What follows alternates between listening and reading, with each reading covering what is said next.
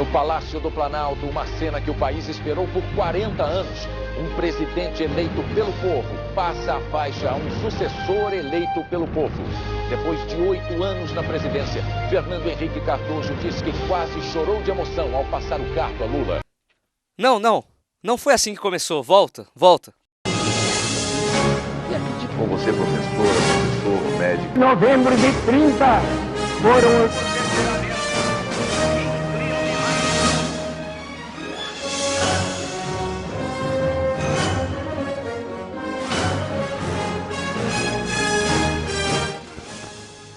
A época do Brasil colônia. Não, que isso, voltou demais, põe pra frente. Novembro de 30. Com você, professora. Isso! Esse é Itamar Franco, presidente da República de 1992 a 1994.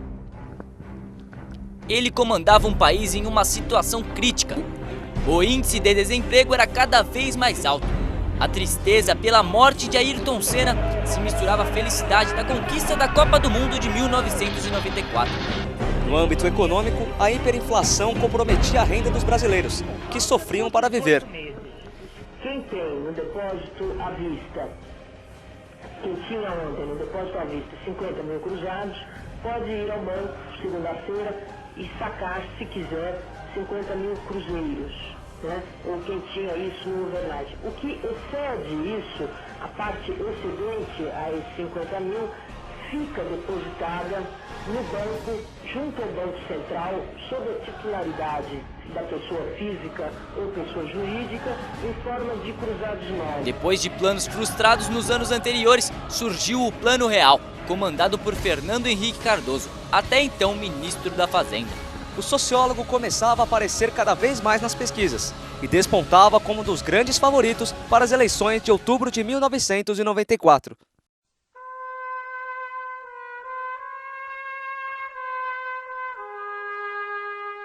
Em março de 94, o FHC deixou o cargo de ministro para as eleições presidenciais. O ex-ministro era favorito pelo Plano Real, que já mostrava uma economia bem diferente daquela que os brasileiros estavam se acostumando. Dá na sua mão, na minha mão, na mão da gente, fazer de Fernando Henrique nosso presidente. Dá na sua mão, na minha mão, na mão da gente. O Brasil precisa muito da força da gente. Levanta a mão, Fernando Henrique é o Brasil que vai vencer. Levanta a mão, Fernando Henrique é o Brasil que vai vencer. FHC foi eleito no primeiro turno, com cerca de 55% dos votos válidos. Desse modo, dia 1º de janeiro de 1995, Fernando Henrique Cardoso tomou posse de um país quebrado, mas com indícios de que tudo podia melhorar.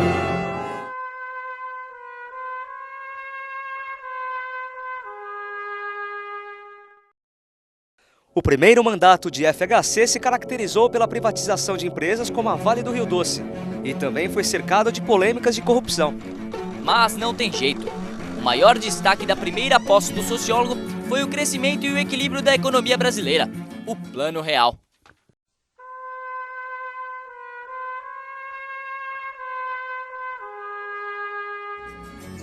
Para poder explicar o Plano Real, é necessário voltar um ano. Em 1993, a ideia do Plano Real surgiu, subdividido em 3 etapas. O Programa de Ação Imediata, a criação da Unidade Real de Valor e, por último, a implementação do Real. Primeiro vem o ajuste fiscal, um corte de 22 bilhões de dólares no orçamento, ou 5 trilhões e meio de cruzeiros reais. Junto com ele, o governo quer que o Congresso crie um fundo de emergência, reservando 15% de todos os impostos para pagar programas sociais. Ainda assim, é preciso mais dinheiro para equilibrar as contas. A ideia, então, é aumentar todos os impostos em 5%. Haverá um sacrifício, indiscutivelmente. De todos, de todos. Entretanto, nem o Estado, nem o município, nem a educação, nem os fundos de desenvolvimento, nenhum deles perderá nada. Depois que o Congresso mudar a Constituição, o Banco Central começa a divulgar um novo indexador. É a Unidade Real de Valor, URV. Um índice que vai variar todo dia, junto com o dólar comercial. Ninguém é obrigado a usar a URV. Só vai adotar esse indexador quem quiser. O governo vai dar o exemplo, ajustando seus impostos e tarifas a partir de agora pela URV. E então, em 30 de junho de 1994, o real entrava em circulação. Nos 6 primeiros meses do mandato de FHC, quando o Plano Real completava 1 ano, a taxa de inflação pulou de 50% para 1,7%. A inflação diminuiu de forma vertiginosa, fator determinante para a reeleição do presidente. No âmbito social e político, Fernando Henrique se destacou em seu primeiro mandato pelo gasoduto Brasil-Bolívia. O gasoduto tinha por intenção uma parceria do gás natural com os bolivianos. Socialmente falando, FHC comandou a reforma da gestão pública e a rede de proteção social. A rede de proteção social era uma combinação de programas destinados a ajudar os menos favorecidos, tais como a Bolsa Família e o Bolsa Alimentação. Projetos esses todos continuados pelo presidente Lula. Com o sucesso principalmente do Plano Real, a reeleição era quase certa.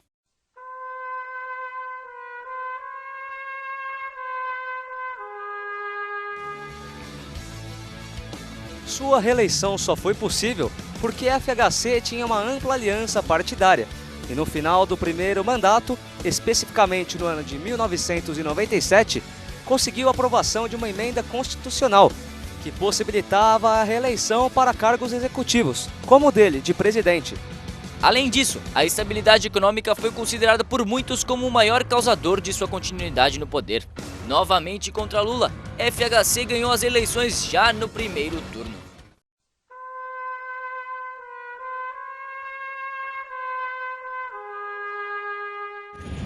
Com o sucesso do Plano Real e estabilidade no processo inflacionário, era de se esperar que o segundo mandato fosse caracterizado pelo combate à crise econômica e, claro, a implementação das reformas políticas que não foram feitas no primeiro governo. Mas não foi isso que aconteceu. O governo limitou seu papel de gerente da crise, ou seja, tomando medidas sempre tardias, não prevenindo problemas e nem tentando achar uma forma de resolvê-los depois de já ocorridos. Uma das tentativas realizadas no governo FHC foi controlar os gastos públicos, já que por muitas vezes forçam a emissão de dinheiro para a cobertura de déficits, estimulando assim a inflação. Com base nessa medida foi criada em 2000 a Lei de Responsabilidade Fiscal, cujo objetivo era exatamente não deixar haver despesas superiores às receitas. De responsabilidade fiscal. Ela chegou e com ela a necessidade de adaptação dos administradores municipais a estas novas regras. A lei pretende ser um mecanismo para auxiliar os governantes municipais a gerir os recursos públicos dentro de um conjunto de regras claras e precisas, relativas à gestão da receita e da despesa públicas, ao endividamento e à gestão do patrimônio público. Suas principais características são a transparência da gestão municipal, de forma a possibilitar o controle exercido pela sociedade, e o planejamento. Seus princípios fundamentais são limites de gasto com pessoal, limites para o endividamento do município, definição de metas anuais, mecanismo de compensação para despesas de caráter permanente e também mecanismo para o controle das finanças, especialmente em anos de eleição. Em 2001, o Brasil passou a enfrentar uma forte crise no setor de energia, que ficou conhecido como o apagão. A falta de investimentos e de infraestrutura, aliados com o aumento do consumo, desencadeou um forte racionamento de energia imposto pelo governo. A dependência do país com relação às usinas hidrelétricas, responsáveis por 90% da energia consumida no território nacional, sofreu forte impacto por conta da estiagem, o que colaborou ainda mais para gerar a crise. O país está livre dos apagões, pelo menos no mês de julho, apesar de não ter atingido a meta de redução determinada pelo governo. As informações foram dadas hoje pelo presidente Fernando Henrique, que antecipou os índices de economia de energia no primeiro mês de racionamento. A economia de energia na última semana de junho foi de 21,6% na região sudeste e de 22% na região nordeste, acima da meta estabelecida pelo governo, que é de 20%. Mas no resultado do mês inteiro, a economia ainda ficou abaixo da meta. 19,7% no Nordeste e 19% na região Sudeste. Além da economia de energia, uma outra preocupação é com o nível dos reservatórios. De acordo com a Câmara de Gestão da Crise de Energia, o nível está um pouco acima do esperado pelo governo. Na região Sudeste, o nível dos reservatórios das usinas hidrelétricas subiu 1,25% e no Nordeste, 0,21%. Com esses números, o mês de julho não vai haver apagão. E se continuar assim, vamos superar essa crise sem nenhum apagão. O senhor descarta, então, apagão? Eu não posso descartar, porque depende um pouco dessa relação com a sociedade. Mas se a sociedade continuar como está, convicta, ajudando, se as empresas continuarem como estão, nós vamos superar isso. E eu quero mesmo anunciar, em 2002, que nós superamos para sempre essa crise. Porque nós continuamos construindo, melhorando a nossa capacidade de produzir energia, então vamos superar de uma vez por todas. E mais ainda, uma vantagem adicional, nós estamos mudando os nossos hábitos, nós estamos começando a entender que é preciso conservar energia, é preciso conservar água, não são bens infinitos. No período de 1995 a 2003, o governo chegou a economizar 168 bilhões de reais e pagou 577 bilhões só de juros. E foi por esse motivo que a dívida externa aumentou e passou de 154 bilhões para 881 bilhões de reais, o que prejudicou muito o desempenho econômico do país. Mas, diante de tudo isso que acabamos de ver, fica a pergunta: em termos econômicos, o Brasil piorou? E o padrão de vida dos brasileiros no início do século XXI é inferior ao de 10 ou 20 anos atrás? A resposta pode ser contraditória. Não. A capacidade produtiva do país e o nível médio de vida da população no início dos anos 2000 são superiores aos de 1980. O problema é saber o quanto esse nível de vida melhorou. Na saúde pública houve grandes melhoras. O número da mortalidade infantil diminuiu e criaram-se os medicamentos genéricos, que permitiu aos brasileiros menos favorecidos conseguirem comprar mais remédios. Na educação, o grande foco foi a criação do Provão, mais conhecido como o Enem, criado em 1998. Esta foi uma forma importante para que as instituições escolares dessem mais valor e atenção para o nível de qualidade de seu ensino. Durante o segundo mandato, agravou-se a questão social no campo, mediante ações organizadas de invasões de terras, com a finalidade de pressionar o governo no sentido de apressar a reforma agrária do país. O governo de Fernando Henrique Cardoso pode ser resumido como que solucionou problemas que pareciam irreversíveis, como a hiperinflação. Porém, tal sucesso acabou omitindo e diminuindo alguns pontos negativos, como a polêmica de corrupção do Proer e o alto índice de desemprego. Além disso, FHC entregou um Brasil endividado e com baixo índice de desenvolvimento econômico para Luiz Inácio Lula da Silva. No Palácio do Planalto, uma cena que o país esperou por 40 anos. Um presidente eleito pelo povo passa a faixa a um sucessor eleito pelo povo. Depois de 8 anos na presidência, Fernando Henrique Cardoso disse que quase chorou de emoção ao passar o cargo a Lula.